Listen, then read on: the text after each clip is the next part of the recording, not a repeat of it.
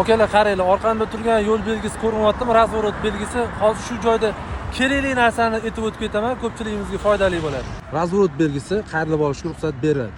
Lekin razvorot bor joyda, mana shu burchakdan shunday parallel hisoblaysizlar, 30 metr o'tib to'xtashga ruxsat beriladi. Narigi burchakdan qaraysizlar. 30 metr shunday parallel taxmin olasizlar, nariroqga mana 30 metr yetmasdan. Razvorot bor joyda 30 metr yetmasdan to'xtashga ruxsat beriladi.